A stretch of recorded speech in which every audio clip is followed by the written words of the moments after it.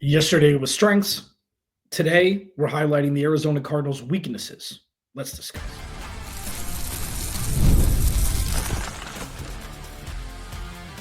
You are Locked On Cardinals, your daily Arizona Cardinals podcast. Part of the Locked On Podcast Network, your team every day. Locked On Cardinals, Alex Clancy here. Follow me on Twitter at Clancy's Corner. Follow the podcast at Locked On AZ Cards. Thank you for making Locked On Cardinals your first listen. Free wherever you get your podcast and on YouTube, part of the Locked On Podcast Network, your team every day. Been in sports media in Phoenix since 2011. Will be my 9th season hosting this lovely podcast when the new league year starts at the end of March. Wow.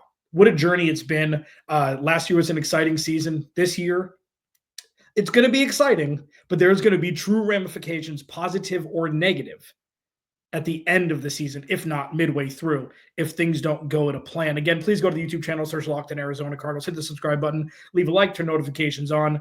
Want to always continue the conversation. This episode is brought to you by Prize Picks. Go to prizepicks.com/LockedOnNFL and use code all lowercase LockedOnNFL to win $50 instantly when you play $5. So I did strengths yesterday, and I'm doing weaknesses today.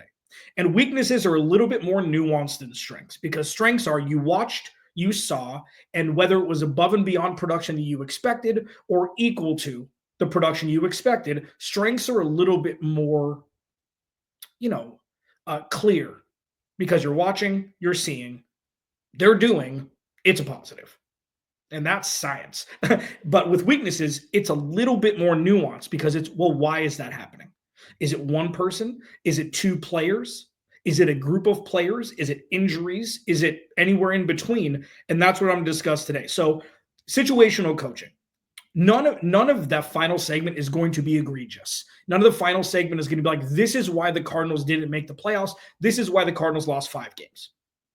It's not going to be that. 5 of the 9 that they lost, It's not going to be that. But it's something to bring up, something to acknowledge, and then move on from. The second segment, defensive line, yeah, it's obvious. Group pass rush in there. The people up front towards the front of the front of the field when it's downset hike. All those people. And that's science.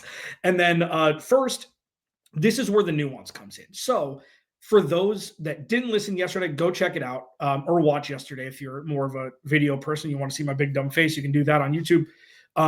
I used Trey McBride as a strength, as like he wasn't an honorable mention. He was just kind of grouped in with the run game, because run game plus Trey McBride is Drew Petzing's offense, or was, until they drafted Marvin Harrison Jr. Okay. A lot of that was without Kyler Murray. Doesn't matter. Now, the pass game is a weakness in this sense. This is where the nuance comes in. It hasn't been unlocked yet. It was clunky a lot of the time last year. And that's something that comes with growing pains of drafting a rookie in the top 5, the growing pains of it being a run-first offense, the growing pains of Trey McBride being the number 1 pass catcher on the team, and the growing pains of Drew Petzing and Kyler Murray's first full year together, where everybody's got their own personal blame pie. Oh, it's all Drew Petzing. Oh, it's all Kyler Murray. Oh, it's 50-50. Oh, it's split. Whatever it is. Irrespective of finger pointing and whose fault it was, which I guess is just everybody.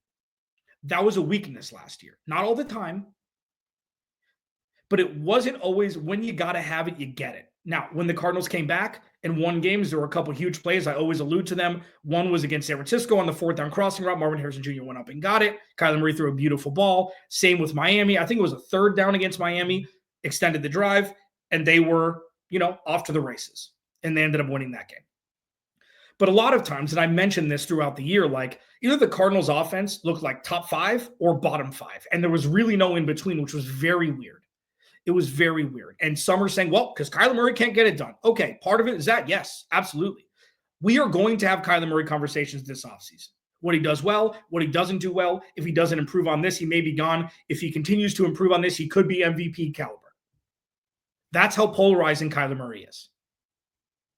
But the pass game as a whole struggled for a couple different reasons. One, Marvin Harrison Jr. and Kyler Murray, aside from that first quarter against the Rams where he had over 130 receiving yards and 2 touchdowns,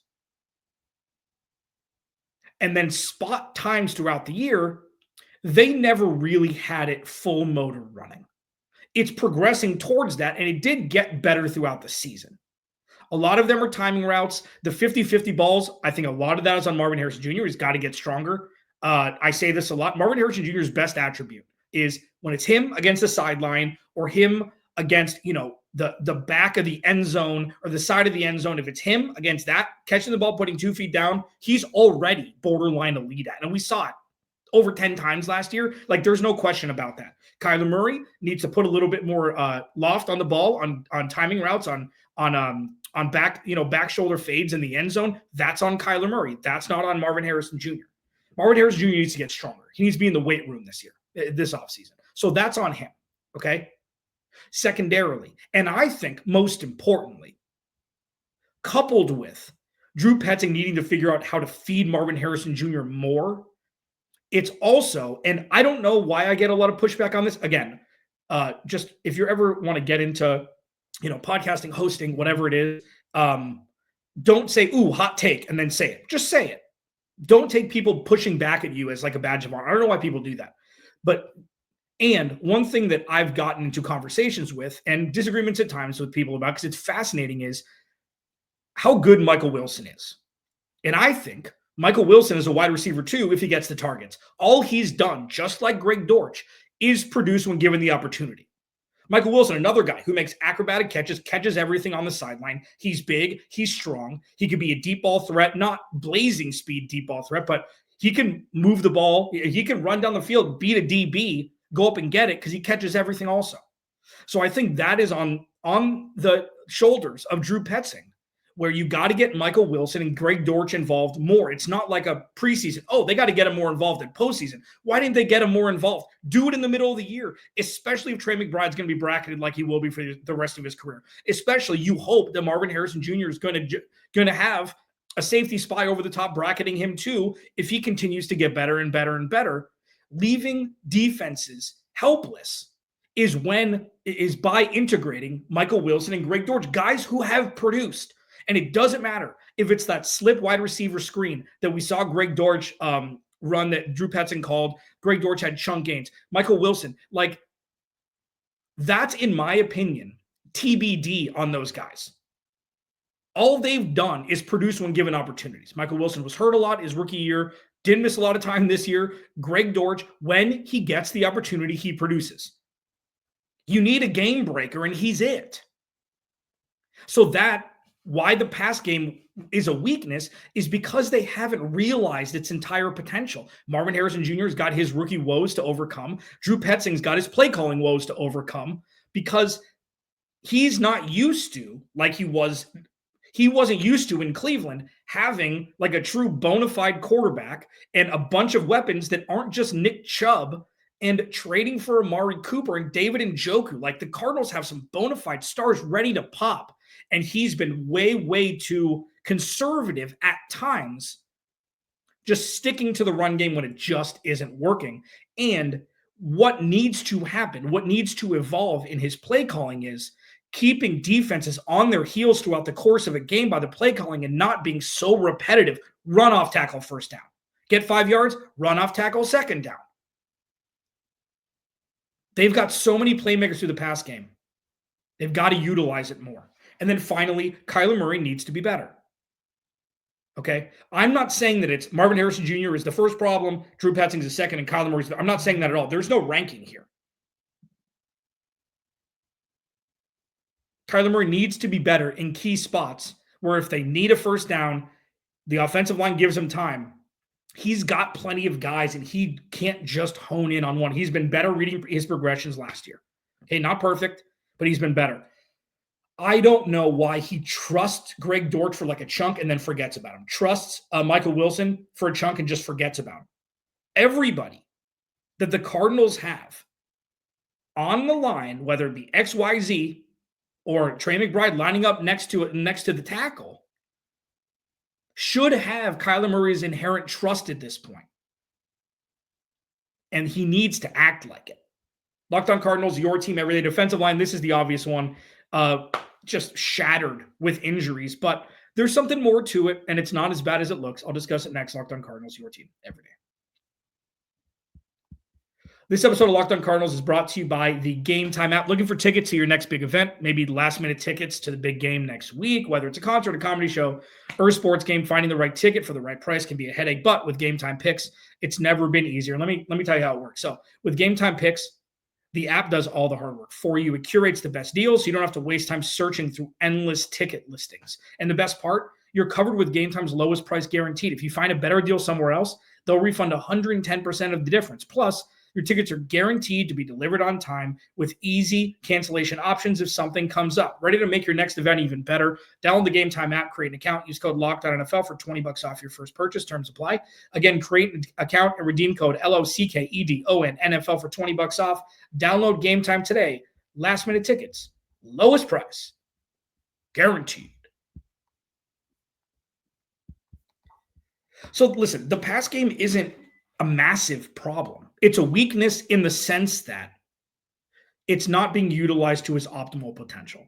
Drew Petzing, I believe, is a good enough play caller to be able to evolve and tweak to welcome in some more wrinkles that we saw. This is one of the things that pissed me off the most last year. Week 17 and week 18, right after they lost to Carolina, you started to see this like vision of different play calling. It's like, where the hell has that been all year? Try some wrong. We even saw it in the preseason and early in the regular season. It's like, ooh, that wrinkle's nice. Ooh, that made my eyes bulge a little bit. Where's that been? And then, in the middle of the season when games mattered, they weren't able to do it. Doesn't make any sense. The defensive line. So first off, the excuse, the reason, whatever it is, everybody was hurt. Ojulari, and I'm grouping in pass rushers also here. It's the front seven or the front, whatever it is, front five, whatever it is, depending on base. Ojulari was hurt. Justin Jones was hurt. Bilal Nichols was hurt. Darius Robinson was hurt. Okay. So while Bilal Nichols and Justin Jones aren't Pro Bowlers, they're veteran guys who played a lot of games in a row before getting hurt. It was just happenstance twice. Can't fault Monty Austin for that, maybe for the actual contract they gave him, but you're not expecting a guy who's played a whole bunch of games in a row to get hurt. It's football. Ojulari tore his ACL. We'll see after now missing 65% of his first two seasons. We'll see if he can rehab, be ready to rock, and ready to roll next season from the pass rush position. Roy Lopez was fine. Dante Stills was probably the best interior defensive lineman the Cardinals had. Imagine Dante Stills being like the third best interior defensive lineman the Cardinals have. That's where you want to be. And this was obviously the weakness. The pass rush was non-existent for the majority of the season. After the first month, Dennis Gardeck tore his ACL. He's probably not going to be a Cardinal next year. Unless they bring him back to the situational pass rusher role like he had thrived in, it seemed like 2 decades ago. He's not an every down back. He's just not. And it's fine. And he cut his teeth on special teams. He's still got the best sack dance in the NFL. The inverted raise the roof, still top notch. But the defensive line was the biggest, oh, look, they aren't producing weakness in 2024. And I think it's pretty obvious. And I didn't want to lead off with it because it's obvious. I'd like to take maybe the shortest segment here to discuss because you guessed it. It was obvious that the pass rush was non-existent. That's 2 seasons in a row. The Cardinals didn't have a sack for the majority of the tail end of 2 seasons ago. Last season, the secondary was tasked with the toughest task. And I saw in the comments, when I said the secondary was a strength, I saw in the comments the Cardinals were an average secondary last year. Imagine what they would have been with the pass rush. Imagine what they'll be in Garrett Williams', second full year, his second and a half year, because he came off IR or PUP, whatever it was, his rookie season. Max Melton's second year. Imagine what they would be with a pass rush. It's very clear that the proof of concept is there. Anyways, the defensive line, back to the weakness, what Nick Rallis was able to do without any sort of semblance of a pass rush last year for the majority of the season. There were pockets, okay, I think was still wizardry. I find it very few and far between when Nick Rallis and Jonathan Gannon get crap for how the defense produced last year, because what it was supposed to be was bottom 3, not bottom 3rd, bottom 3, and it wasn't. It was supposed to be a punt year for the defense, and it wasn't. And while everybody's watching, Kyler Murray, Marv, they drafted for Trey McBride, James Conner, the offensive line, all that stuff, Drew Petzing's naturally going to get more crap for it, obviously, and rightfully so. Nick Rallis didn't deserve any of it, and he didn't get it because of that. So we'll see what happens when those demons with Jonathan Gannon and Nick Rallis actually get some talent up front. It's going to be fascinating. And with that, I just wanted to do a few minutes on that because obviously it was necessary to mention. With that, situational coaching, and this is something that's nuanced also. It's a TBD. It's not an indictment on the future of Jonathan Gannon and Drew Petzing specifically as coach and coordinator for the Cardinals at all. But it needs to be addressed because it was a weakness at times last year. Locked On Cardinals, your team every day. This episode of Locked On Cardinals is brought to you by our friends over at Prize Picks. The big game is almost here, and there's no better way to make it even more exciting than with Prize Picks, the best place for daily fantasy sports. With over 10 million members and billions in winnings awarded, Prize Picks makes it fun and simple to get in on the action. Here's how it works. You pick more or less on at least 2 players' projections, and if you're right, you can win up to 1,000 times your cash. Prize Picks even has a free pick for the big game where Patrick Mahomes needs to throw only 1 yard to win. Pair that with one more correct pick, and you're cashing out. Download the app today. Use code LOCKEDONNFL to get $50 instantly after you play your first $5 lineup. That's code LOCKEDONNFL to win $50 instantly after you play your first $5 lineup. Prize Picks. Run your game. Please go to the YouTube channel, search Locked On Arizona Cardinals, hit that subscribe button, man. Turn notifications on. Leave a review where reviews are left if you so desire. You know, I'm just happy that you're here. Going into my 9th season, I still get my OGs DMing me saying they listen every day, and it's awesome. You know my tagline. I'll say it at the end. This is the world of DMing me if you want things to be discussed, whether it be draft, free agency, a player. Hey, the Cardinals should trade for this player. DM me at Clancy's Corner. I don't do it for follows. You're welcome to follow me. It's fun. But DM me your questions. Yeah. You know, this is what it's all about. This is your show. I just am, again, the big dumb face that spews for it. That could have been said better. Situational coaching. Jonathan Gannon, and this is the last offseason I'll do this. I promise. But this is the human element, and this is just true. And we're so quick nowadays. Blame out. Blame, oh, you didn't win a Super Bowl your first 2 games. You didn't even play a full season. You didn't win a Super Bowl out. It's like, chill out. The expectations for new coaches are bonkers. I'll tell you this. I'll lead with a positive. Jonathan Gannon has the trajectory to be a top 12 head coach. I think that's fair to say. There are so many bad coaches in the NFL. Not just that, but he's shown the proof of concept of rebuilding an organization that's been dysfunctional since its inception. And he's been a calming force and a leader in the locker room, the culture building, everything. He's been a stable force at the head coaching position. With that said, this was his first full year with Kyler Murray, okay? And this is just a fact. This can't be, and it's not like, oh, my opinion's so strong that it's a fact. No. This is just a fact. Jonathan Gannon experienced situations last year that he had never experienced as a head coach before. Whether to call a timeout, whether or not. Whether to go for it on 4th down on here, whether or not. Kick a field goal, go for it. And with heightened expectations this year, and with more riding on it, you can't really compare it to last year because it was a lost season. And it's not a cop-out. It's an actual fact. And he didn't do the best job in certain situations putting his team in a position to succeed. He was not a reason why they missed the playoffs. He was not the reason. It's not like coaches get fired because they have no control over their team. That's not true. Coaches get fired because they have no control over their locker room or over the culture. That's the opposite of what it is. That is the opposite of what it is. Coaches get fired because they don't have a good relationship with their quarterback. That's the opposite of what it is. And coaches get fired because they're either too conservative or they go nutty balls too much and they don't have a happy medium. Now, that's not true. He's not too conservative. The majority of defensive-minded head coaches are more on the conservative side.